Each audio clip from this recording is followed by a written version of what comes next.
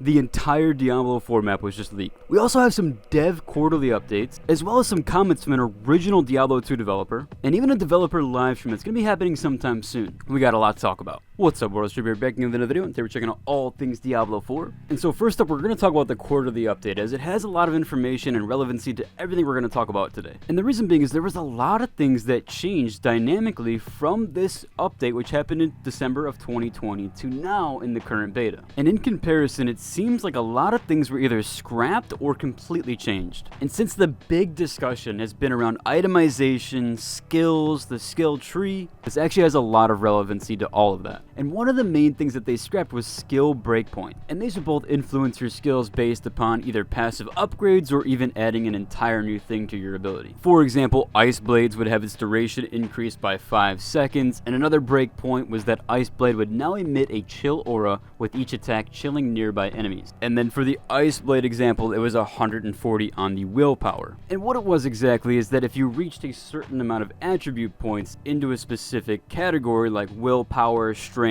or dexterity, you would then receive an additional passive or even a complete upgrade to your skill. And we do have some comments around here, and I do like this little ending bit of this one. It's possible they playtested this, found that while the concept might be interesting, it may have conflicted with other design themes, or maybe they found that in practice it didn't feel good or impactful. Another comment here also pointing out some good stuff. Yep, those breakpoints were done very poorly. They're not only binary, which can be fine, but they created a pattern whereby you can't mix and match at all, as you're incentivized to go all in one way or the other. Under their model, if Whirlwind is always a strength dex build, then you just have a system that forces their player's hand. Not only do Whirlwind barbs end up having to go strength dex, but they also likely only to ever take other skills that are strength dex builds, or strength dex attribute. It was trying to capture breakpoints of D2, but failed to realize how it was just replacing them in an all stat dump problem. So that definitely makes sense. If all the attributes are tied to a specific strength or ability or whatever attribute it is, then those skill points have to be selected based on that, and you're going to want to go in all in strength, and you're only going to want to select strength skills, so that kind of is super limiting as far as builds go. So I could see why that would have been an issue, and I see why that system was then scrapped. Now the full map did leak, and I can't show the exact image of the leaked map, but I can show you a Diablo 4 interactive map which is identical to the images taken. And the reason being is that this just has like the dude's labeling all over it. It has like what his playtest number was, and that's like DMCA stuff. But people did talk about that not only is this map absolutely massive, which it is huge as you can see from here,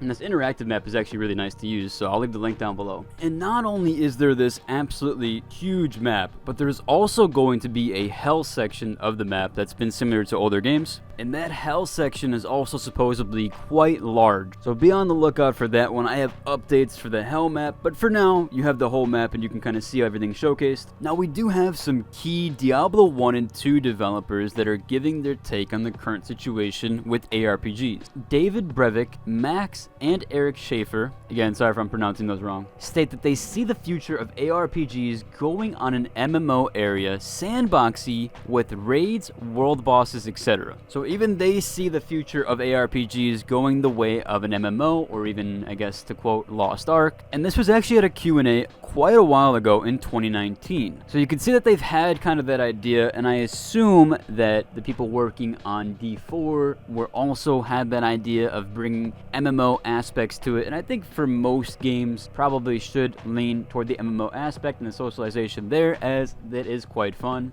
I really do feel like it does add the immersion level to it, especially if you're walking around the city and it doesn't just feel like an empty paradise. It's kind of more so filled with people talking, discussing, doing different things. I think a game like New World really captivated on the socialization. Of course, now that the game is completely dried up and nobody plays it anymore. But back in the day when people did play it, it had the best socialization I've ever had in any other game. So much fun and a lot of good times there. So I do like when games kind of go this MMO aspect route to it, because I feel like there's a lot that can be done there, especially if they add things like area voice, which I doubt they will. We still have the area chat, and it's still at the end. I don't know about you guys, at the end of the Diablo 4 beta, I was hanging out in the city and everybody was kind of waving goodbye to each other and, you know, saying, oh, we'll see you on the next one, stuff like that. It was just kind of cool to experience that stuff, and I think it always adds like a nice dynamic element to any game when you have that kind of like MMO aspect to it. I really don't think it hinders anything, although I know there are some purists out there that really don't don't want this sort of aspect in their games, but I really do think that it adds a lot of fun, and I think the positives far outweigh the negatives. And now that we're on the dev topic, we actually do have a Diablo 4 developer who's tweeted that we're getting a lot of questions about the next developer update stream. That will be in April. We will have a special guest. Last dev stream we mentioned that our next topic will be progression endgame systems in Diablo 4. We expect to also chat about some beta learning. So that'll be cool. Look out for that sometime in April, and I'll be sure to try to either cover a video before it comes out, after it comes out, but I'll hopefully have a link for you guys down below when it does get posted. And they also, speaking of beta, they posted a bunch of the beta stats for the early access open beta, and just for a beta period they had 20 million hours played. And you could take a look at the rest of these stats. They are absolutely insane for a beta period. There was a lot of people that played this game, and I'm pretty sure they even touted over 1 million players that got that pack, or what you get for just basically playing the game. So it is crazy to see the type of popularity of this game, and I've seen it on YouTube as well with viewership. This game definitely has the popularity, and I really do think this is going to be a really big game when it comes out in June, and I think people are going to have a lot of fun with it, especially the MMO stuff. I really do think it's going to add to the experience overall. But moving on to some of the discussion stuff, it seems like a lot of the discussion has been around the skill tree itemization, as I've said before,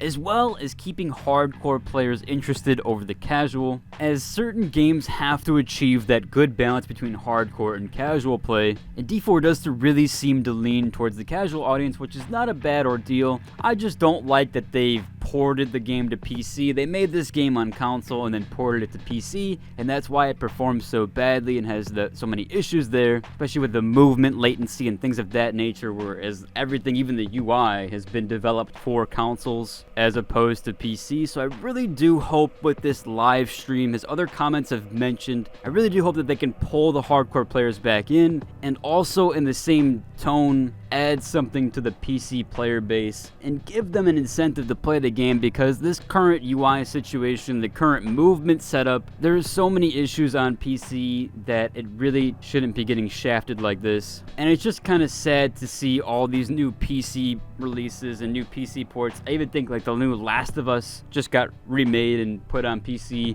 and that port is absolutely terrible apparently. So it's just kind of sad to see that a lot of these game companies are building games only for console in mind, then porting it to PC and leaving them kind of shafted when they have the better hardware. But we will see what happens with that, and I am quite curious on what you guys think about everything I talked about, including the last topic here. But that does about cover for today's video, and if you enjoyed it, like, subscribe, and until the next one, deuces.